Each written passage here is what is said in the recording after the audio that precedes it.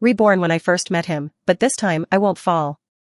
The first thing I saw when I opened my eyes was the scarlet glow of the rooftop bar sign. It was raining. Just like it had that night. Just like it always would be, if fate had its way. I was wearing the same tight black dress, the one I picked back then to look elegant but approachable, whatever that meant. My hands clenched against the slick metal railing. Below, the city pulsed with heat and secrets, but all I could hear was the sound of my own breathing. I was back. No. Reborn. And I knew exactly what came next. Need a lighter? A voice behind me asked. I turned slowly. There he was, Lucien Vale. Tall. Impeccable. A storm of charisma wrapped in a navy suit. That same calculating smile he wore the night he ruined me. He didn't recognize me, of course. He couldn't. To him, this was the first meeting. To me, it was the start of his undoing. Thanks, I said softly, even though I didn't smoke. I took the lighter, brushing his fingers like I had no idea who he was. In my first life, I'd fallen for him in weeks. Believed every word. Laughed at every lie. Gave up everything for him, including myself. This time, I was giving nothing. But I'd let him think I was. He leaned against the railing beside me, eyes flicking over my face like he was calculating the ROI of my existence. He always did that. Lucien never met people. He studied them, picked them apart, searched for their weaknesses. I already knew what he'd find. I was playing the girl he thought he could break. The sweet smile. The soft voice. The tilt of my head just slightly down, so he'd feel taller. Safer. He offered me his name like a gift. Lucien. Ari, I replied, using the same name as before. I wanted him to believe this was all going exactly the same way. Because soon, it wouldn't. That night, he bought me drinks. Told me stories about his rough childhood in just enough detail to make me feel special. I pretended to be charmed. Pretended I believed every line. Laughed at his jokes, touched his arm when he talked. He'd think he had me already. What I was actually doing was counting every second until I could slip away and begin everything. He handed me his card as I stood to leave. I knew the number by heart. In my last life, I used to call it in tears.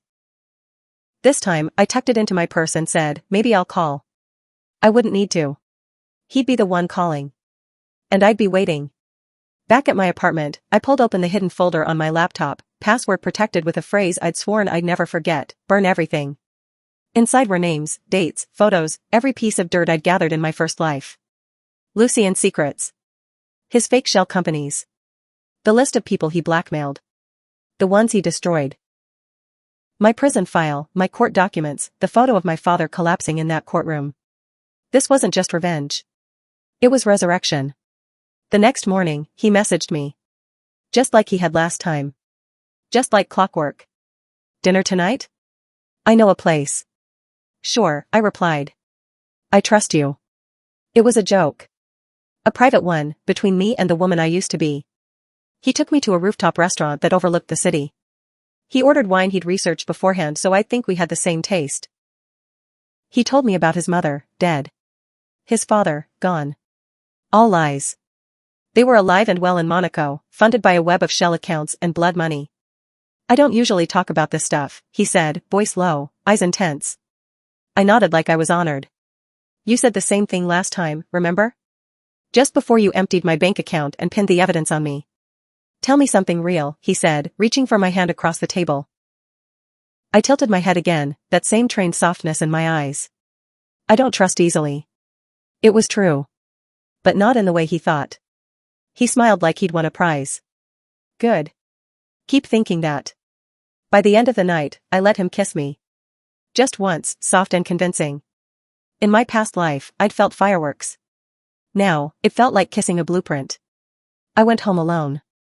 He offered to come up, of course. I said I had an early meeting.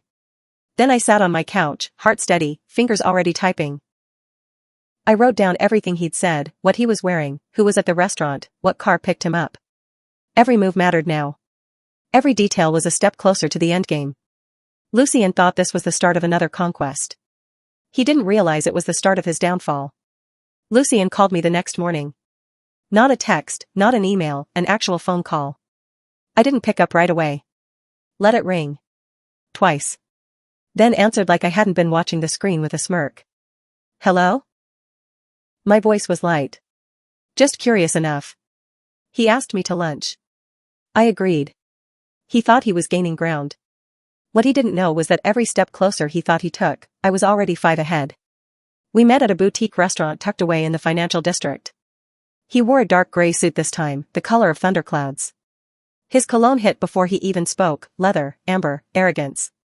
You look incredible, he said, pulling out my chair. I thanked him with a shy smile, just like I had the first time. And just like last time, he launched into a story about his latest acquisition.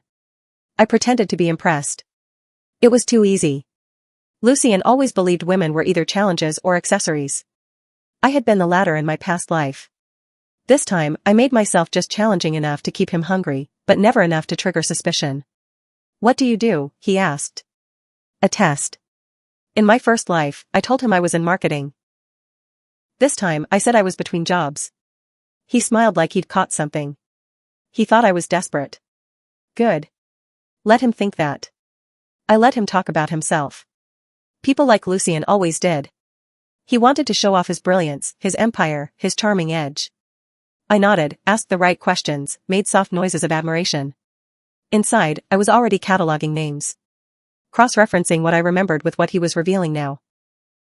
In this life, I wouldn't be the clueless girlfriend left in the dark. I'd be the shadow behind the curtain, pulling strings. After lunch, he invited me to his office. I agreed. His driver opened the car door for me like I was already part of the package. On the ride over, Lucien sat beside me, watching me with that signature gaze, sharp, focused, appraising. You're different, he said. From who? I asked. He smiled. From most people. Lies. He said the same thing to 2 other women while he was dating me the first time. I found the texts too late. This time, I already had the screenshots. His office hadn't changed. Sleek. Cold. Minimalist. The floor-to-ceiling windows were meant to intimidate. I played the wide-eyed girl, wandering to the glass and pretending to be overwhelmed. You built all this? I asked. Every inch, he said.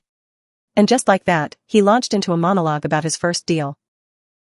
I watched him while he spoke, and for a moment, I saw the boy under the man, the hustler who had clawed his way up.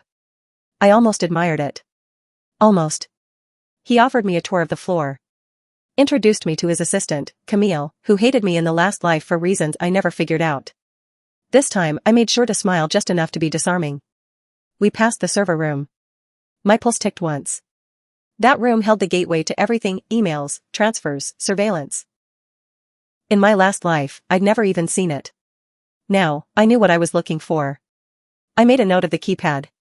The angle of the cameras. I also noted the new security guy at the elevator, bigger than the last one. Didn't matter. I wasn't planning on coming in the front when it was time. Lucien walked me out himself. Held the elevator button like it made him some sort of gentleman. I'd like to see you again, he said. I blinked up at him. I'd like that too. He kissed my cheek. I turned my face just enough to make it linger longer than necessary. His ego loved that. I went home and opened a secure chat window. Mira was waiting. He bought it, I typed. Of course he did, she replied. Did you get access yet? Not yet. But I saw the system. The firewall's tight. You'll need a proxy bounce. Already building one, she said. Mira.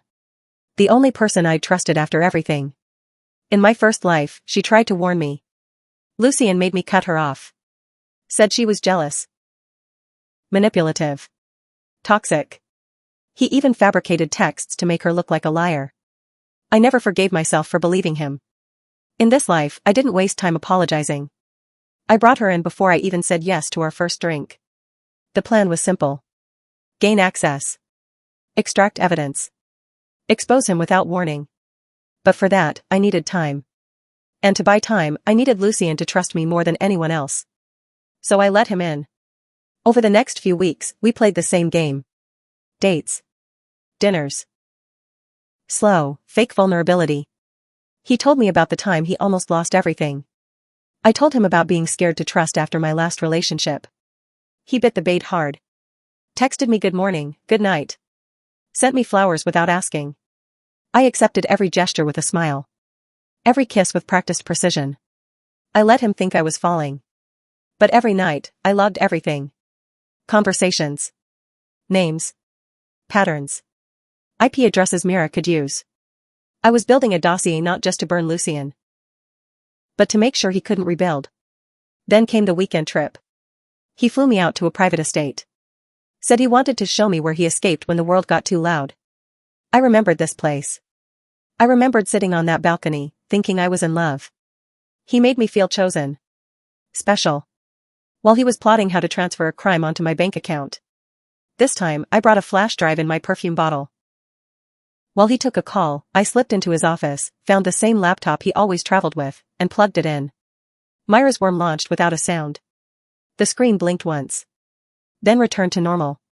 When he came back, I was curled on the sofa, sipping wine. Just like he liked. He kissed me like I was his, and I kissed him back like I wasn't. Because I wasn't. Not anymore. I belonged to the plan. The man who thought he owned me was already a walking ruin. He just hadn't realized it yet. Lucian invited me to his apartment 3 days after the estate trip. A test. In my last life, I hadn't been invited until month 3. He was accelerating everything now, because I'd made myself look like a prize worth claiming quickly. He wanted control. He thought he was tightening the web. I smiled and let him. His apartment was exactly the same, floor-to-ceiling windows, cold marble floors, designer furniture barely used. Like everything in his life, it was curated, calculated. He offered me wine. I accepted. He stood close behind me while I looked out over the city skyline. "This is my favorite view," he said. "Mine too," I replied. Another echo of a memory. In my last life, this was the moment I fell harder. This time, I was memorizing where the security panel was hidden behind the bookshelf. He sat beside me on the couch and asked me about my childhood. I gave him a version of the truth. Lonely, chaotic, filled with debt and sacrifice. But I left out the details that would make me human. I needed to be beautiful in his eyes, fragile in all the right ways, just broken enough for him to think he could mold me. He shared pieces of himself too. More stories. More carefully placed vulnerability. About his college days. His fake mentors. His fabricated betrayals. Every story he used to excuse the monster he'd become. In my last life, I believed him. I wanted to be the woman who healed him. This time, I let him think he'd found her. I leaned against his shoulder. Whispered that I felt safe with him. He kissed my forehead and pulled me into his arms like he owned me. While he made dinner, I excused myself to the bathroom. On the way, I slipped into his study. Same lock code as before, his birth month and year. He really hadn't changed. I booted up his desktop and plugged in the secondary drive Mira gave me. It pulled the clone of his recent downloads, encrypted messages, calendar files. I finished in under 3 minutes. He never suspected a thing. At dinner, he poured me wine and asked me if I saw myself in the city long term. Translation: Are you staying close enough to control? I laughed. Told him I hadn't thought that far ahead. He grinned. He liked when I looked aimless. Made him feel like he was the anchor. We talked for hours. He played music. I danced with him once, barefoot in his kitchen, pretending to fall for the moment. He kissed me and whispered something I couldn't bring myself to repeat. Something he used to say before he framed me and disappeared from my trial. That night, he asked me to stay over. In the past, I had. I believed I was building something real. This time, I smiled and said I had early meetings. Let the anticipation stretch. Let him chase. The more he reached, the tighter I could pull the strings. The next morning, Mira decrypted the files. "You're not gonna believe what he's doing," she texted. I met her at our usual spot, a rundown diner where nobody paid attention to 2 women and a laptop. He's got fake shell partners, dummy accounts traced to 3 offshore havens, and this. She pulled up an email chain. Lucian's executive assistant, Camille, had been funneling insider tips to a rival corporation under his instruction, only to later destroy them legally when they moved in to make a deal. It was bait and blackmail at corporate scale. "He's ruined people with this," Mira said. Dozens. I scrolled through the victims. Names I recognized. Some who'd been at the last charity gala he took me to. All smiling, all doomed. "We need more," I said. "Something that ties it to him personally. Something he can't explain away." Mira nodded. "We'll get it." The next phase started then. I told Lucian I wanted to understand his world better. That I was curious about his work. that maybe I'd like to learn. He lit up like I'd handed him a crown. Come by the office. I'll set up an intern pass. You can shadow Camille. Perfect. I made sure to act nervous about it. I don't want to be in the way. You won't be, he said. You'll be right where I want you. I bet I will, I thought. Inside his office, I kept my head down. I made coffee runs. I took notes. I smiled politely and nodded. Camille ignored me at first. Then started warming up. She liked being admired. I played the part. Complimented her outfits, her taste, asked questions about how she got to where she was. She started showing me things I had no business seeing. Drafts of contracts. Timing spreadsheets. Even security badge logs. I sent them all to Mira piece by piece every night. Lucien's team saw me as harmless. The pretty girl the boss was dating. The tag-along. That's exactly what I wanted them to think. But the deeper I got, the more dangerous it became. One day, I walked past a conference room and saw a name on the screen. Marcus Vance. He was the one who'd testified against me in court last time.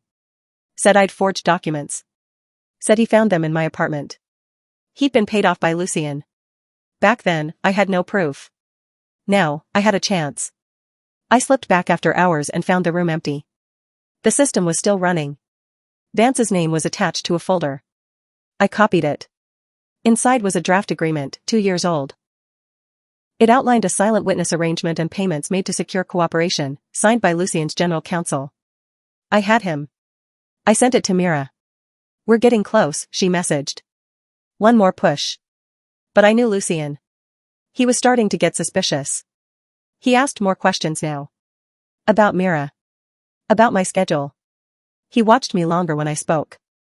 One slip and the whole thing would collapse. I had to be perfect. So I kissed him harder. Let him think he was winning. Told him I was falling for him. Watched the satisfaction flicker in his eyes. He had no idea he was already losing. Lucien had always been a master manipulator, but even masters can be fooled when they think they're the ones in control. He didn't realize it yet, but he was falling. Hard. It was in the way he held eye contact just a second longer. The way he texted me at night, not just with demands or plans, but with questions. Random questions. Personal ones. About what made me smile. What songs I liked. If I believed in fate. I answered everything like I was beginning to open up. Like he was earning me. He thought he was special. That I was slowly giving him my trust. In reality, I gave him nothing he didn't already have in his files. Everything about me that was real stayed buried where he couldn't reach it. That was the difference this time. He thought I was peeling back layers, when all I was doing was wrapping new ones around him. We had dinner one night at his penthouse. He cooked. That was new. In the past, he never even boiled water. Always left that to his chef. But tonight, he was trying. Sautéed scallops, hand-cut vegetables, expensive wine. He decanted like he knew what he was doing. He wanted me to see him as a man, not just a titan. He wanted my affection. My loyalty. My heart. I gave him a soft smile and asked about his childhood. He leaned back, eyes drifting, and told me stories that mixed lies with just enough truth to sound authentic. A neglectful mother. A father who gambled. Foster homes. Bullies. His voice cracked just slightly. If I hadn't known better, I might have believed it. But I remembered the real records. His parents were wealthy. They weren't neglectful, they were complicit. The only difference between Lucien and a sociopath was that he liked to dress his manipulation in poetry. After dinner, we sat on the balcony. The city was lit up beneath us, glittering and oblivious. He looked at me like I was the only thing that could fix him. I haven't felt this in a long time, he said. I tilted my head. What? Peace. My heart didn't flinch. I didn't melt. I just watched him. Calculated. Measured. Then I leaned forward, touched his cheek, and said, then hold on to it. He kissed me like I was the answer to every question he hadn't dared ask before. I kissed him back like I believed in fairy tales. All lies. All necessary. Back at my place, I updated Mira. He's slipping, I said. He's definitely getting attached. Perfect, she replied. Because we found something. Big. She sent me the files. Financial records showing payouts from Lucien's private accounts to a now-defunct holding company. The holding company was linked to political bribes, judge payoffs, media suppressions. Exactly the kind of trail he thought he'd buried. If we tie this to the Vance documents, it's enough to sink him, Mira said. And then some. I started setting the final pieces in motion. Slipped a burner phone into Camille's desk drawer with a bugged voice assistant that would record her daily calls. Hid a camera pen in Lucien's office, pointed at his main terminal. I wore it on a lanyard he'd given me as a joke, his initials engraved on a sleek black charm. He thought it was cute. A trophy.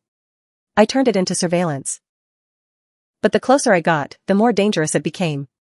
One night, while Lucien was in the shower, I received a text from an unknown number. Just 4 words, "You don't fool him." I froze. The timing. The precision. I checked my system, no alerts, no traces. I burned the phone immediately. Then I kissed him goodnight and smiled like nothing had happened. But I didn't sleep. Someone had noticed. I needed to accelerate the timeline. The next morning, Lucien brought me coffee in bed. Sat beside me, brushing my hair out of my face like we were already living the life he imagined. "Move in with me," he said. I widened my eyes, bit my lip, played the hesitation. "I don't know," I said. "It's a lot. I want you with me." "You make me better," he said.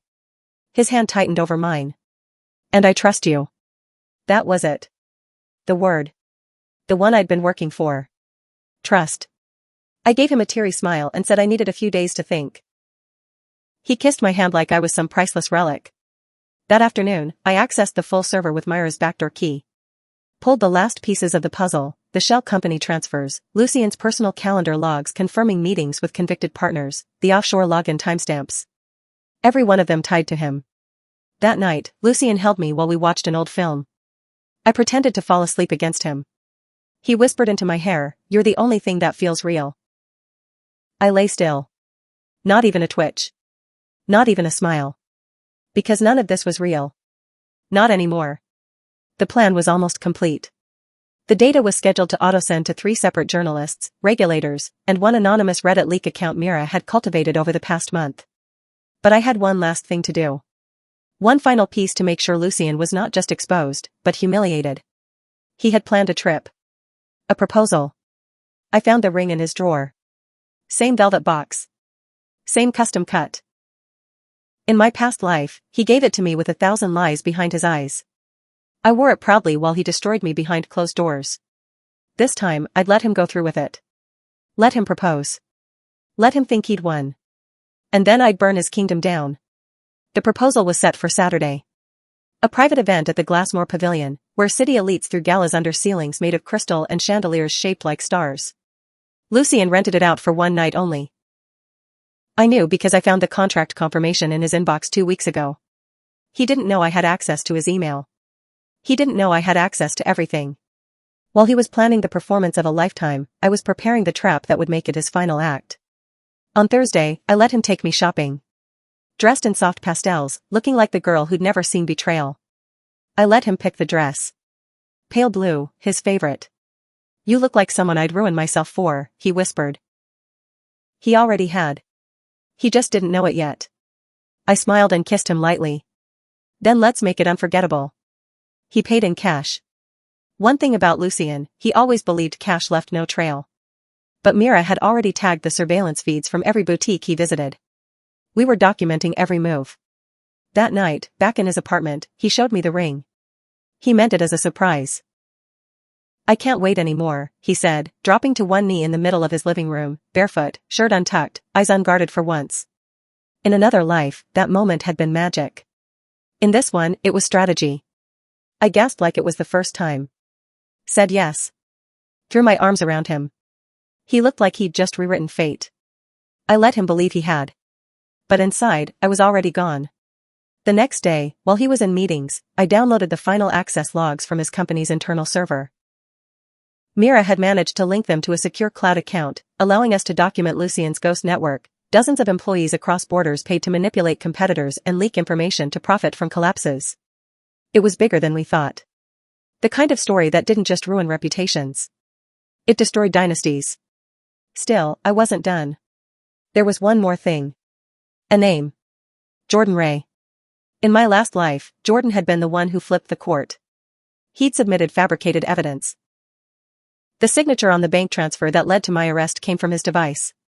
At the time, he swore it was me. Now, I had the receipts. Lucien had paid him through a proxy firm 6 days before the hearing. Mira found the trail. Do you want to include him in the release? She asked. No, I said. He'll come later. I want Lucien alone first. I want him to know this is personal.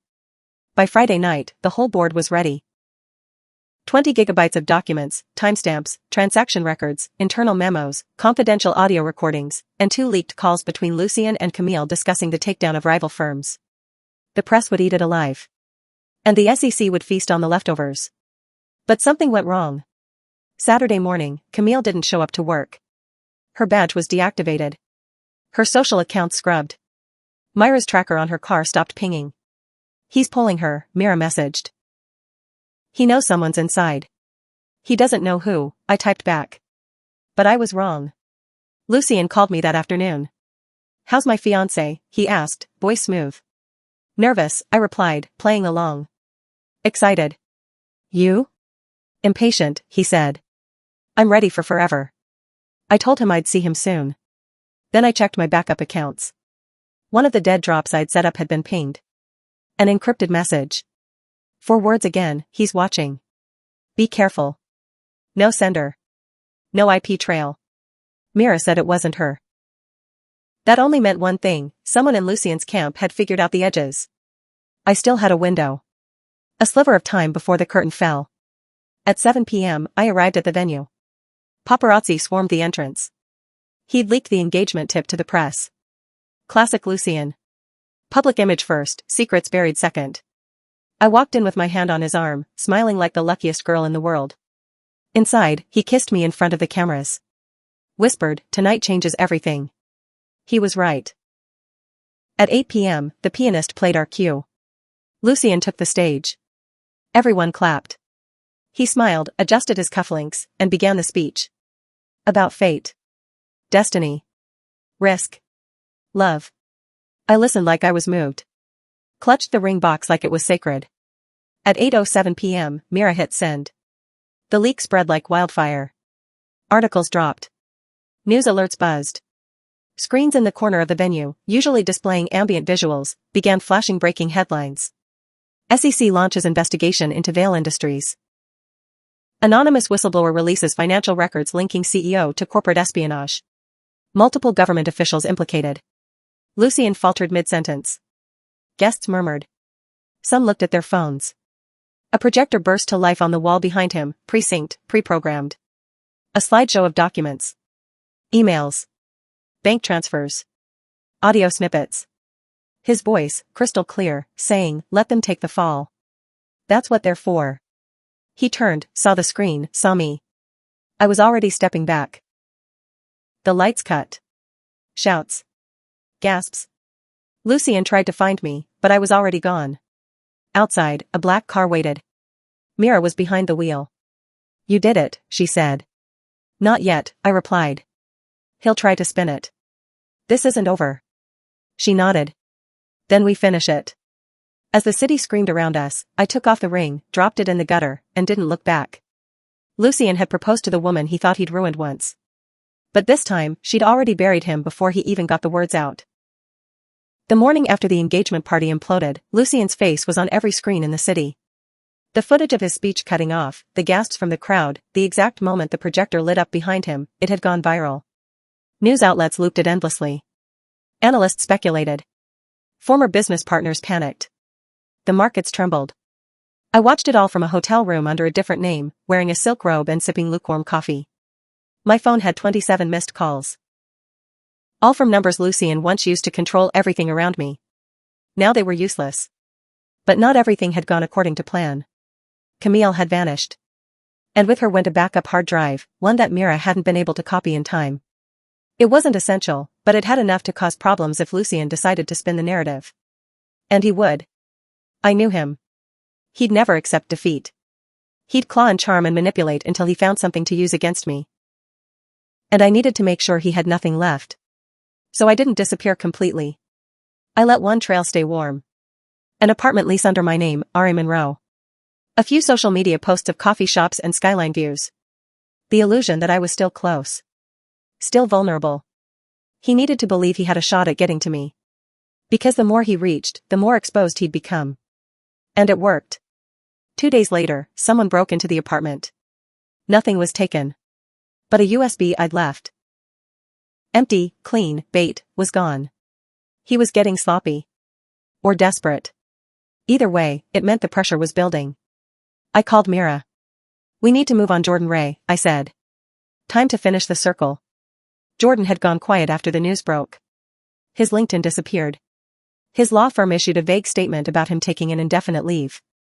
But Mira tracked him through a mutual fund account, one still active and linked to payments from Lucien's shell company. "He's in Spain," she told me. "Seville. Laying low." "He won't stay there," I said. "Lucien's going to try to use him. Or silence him." We drafted a secondary leak. All the evidence connecting Jordan to the falsified court documents. The bribes. The timestamps on the fake evidence. I wanted it to drop just as Lucien started to rebuild. To remind him that no matter how many fires he put out, another would always appear. Meanwhile, the media frenzy continued. Investigations piled up. His board froze his assets. Sponsors pulled out. But he hadn't been arrested. Not yet. That bothered me. Because I knew how he operated. He'd find a scapegoat. Someone lower than him. Someone dispensable. If he could, he'd pin it all on Camille. Or worse, on me. A fake betrayal. A planted trail. He'd done it once before. I wouldn't let him do it again. Mira intercepted one of his PR firm's pitches, a narrative framing me as a disgruntled ex, jealous of his success, trying to destroy his empire out of spite. They'd even found a photo of me crying at his office months ago. Out of context, it looked like heartbreak. In truth, it was the day I found my old prison photo buried in his private folder, reminding myself exactly why I was doing this. But the story didn't need truth. It just needed eyes. So I responded. A leak of my own. Sent directly to the same outlets that published his defense. I gave them everything. Court transcripts from my past conviction. The appeal that had mysteriously disappeared. A side-by-side comparison of Lucien's financial gain from my arrest. I didn't hide. I used my name. "This is who I was," the statement read. "This is what he made me." And I signed it with my real name, Ariella Grant. No more hiding. The media flipped again. Suddenly, I wasn't a bitter ex. I was the woman he tried to destroy and failed. Survivors reached out. Former interns. Partners who were ruined in silence. My inbox filled with stories. Testimonials. Proof that Lucien Vale's downfall had been a long time coming. I wasn't the first. But I'd be the last. But even victories come with a price. Mira lost her job. Not because she was caught, but because someone in Lucien's circle had linked her name to me through a tagged surveillance system she'd hacked. She called me from a burner phone. "I'm fine," she said. "But they know I'm not just your friend." "I'm sorry," I said. "I should have protected you better." "Don't apologize. Just finish it." I moved her to a safe house. Wired her a year's worth of funds from an offshore account we'd secured from Lucien's old crypto holdings. Irony never tasted so sweet. But that moment shook me. Because I realized Lucien wasn't going to play fair. He never had. And if he couldn't destroy me directly, he'd go for anyone near me. So I isolated. Cut off everyone else. Changed my number. Disappeared again, this time, fully. Except for the last breadcrumb I left behind. A video file, unlisted, uploaded to a private link. Lucien's voice. A compilation of audio stitched from months of recordings. His orders. His confessions. His laughter as he joked about shredding lives. It was all queued up. Timed. Set to go public the moment any evidence showed up implicating me.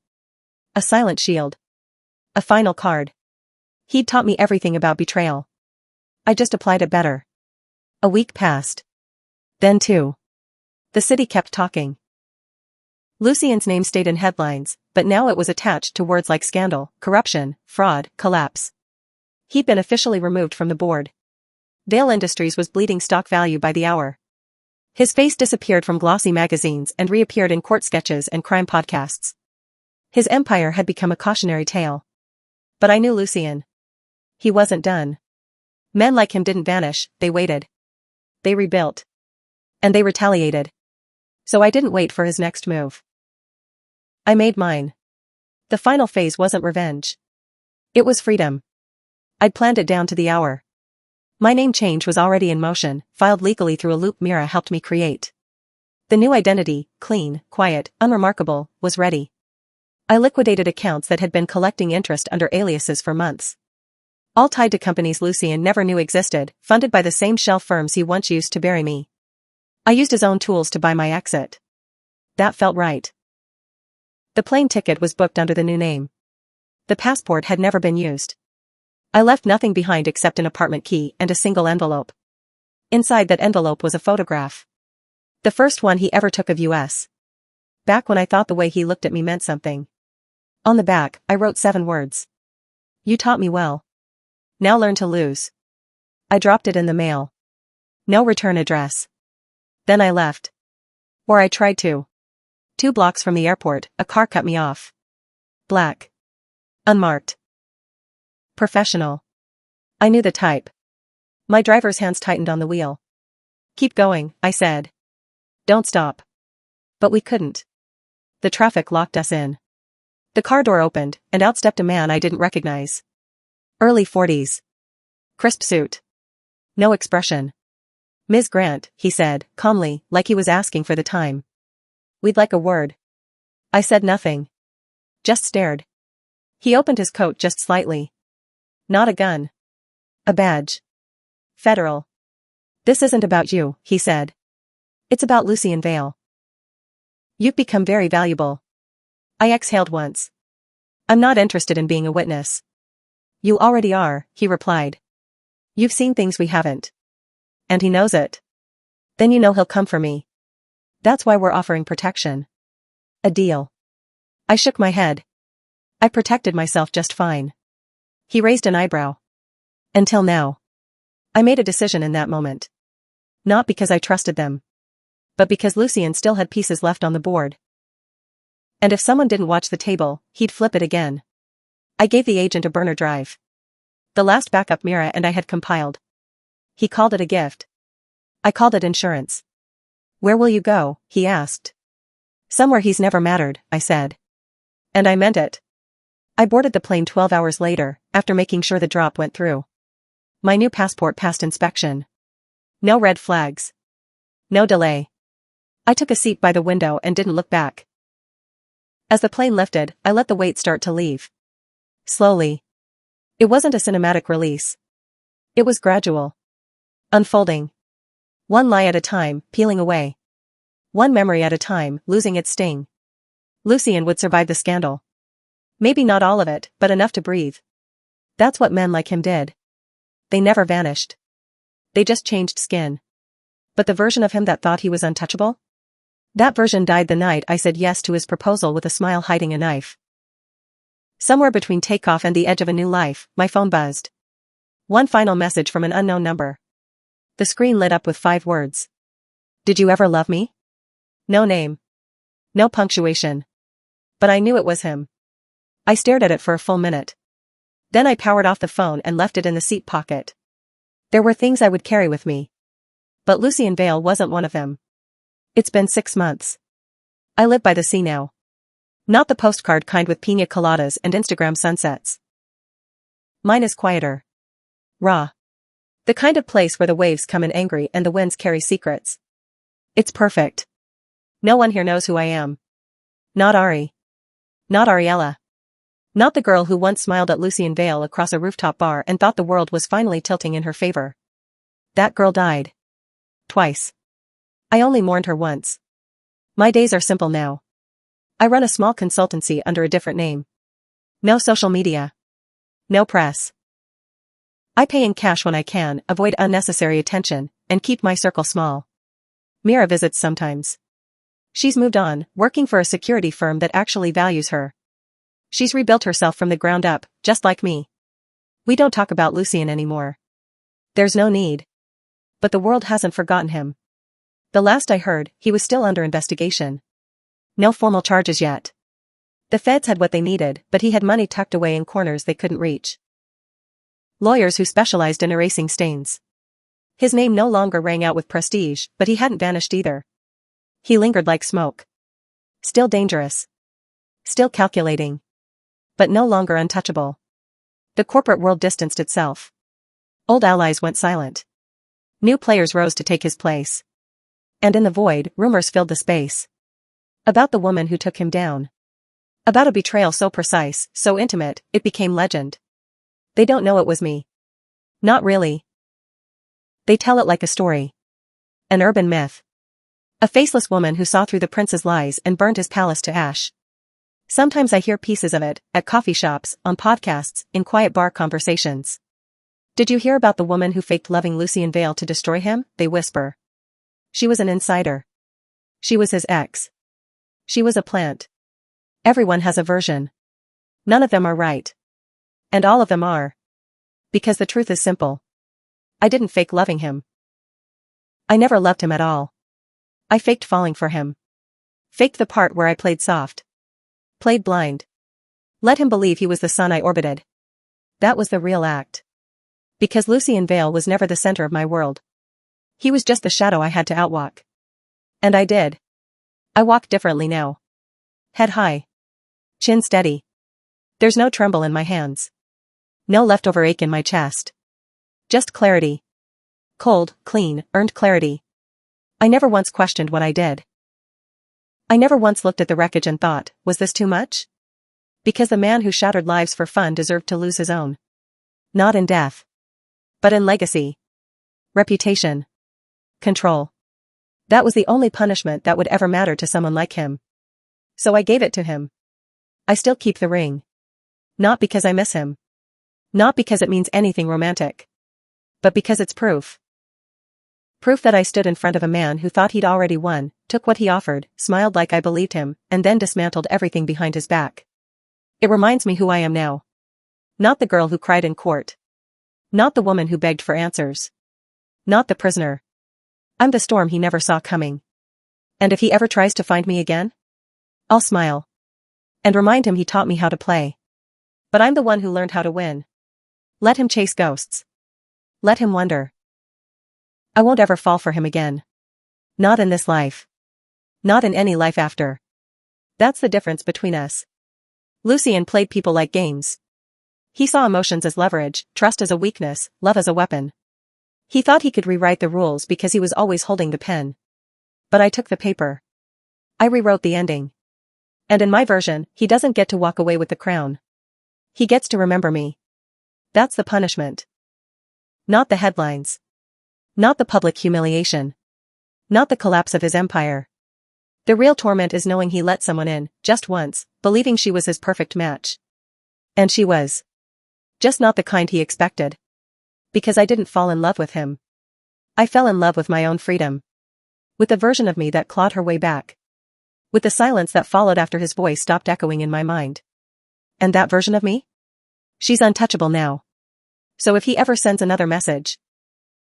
Another whisper from a burner number, another vague apology disguised as curiosity, I won't respond. I won't even read it. I'll be too busy living. Too busy walking barefoot down some quiet beach where his name holds no power. Too busy being the woman who didn't just survive him, but ended him. This was never about revenge for revenge's sake. It was about balance. About finally tipping the scale after it had crushed me. And now that it's done, I don't need closure. I don't need peace. I already have both. Because I was reborn the moment I met him again. And this time, I didn't fall. I made him fall instead. And I never looked back.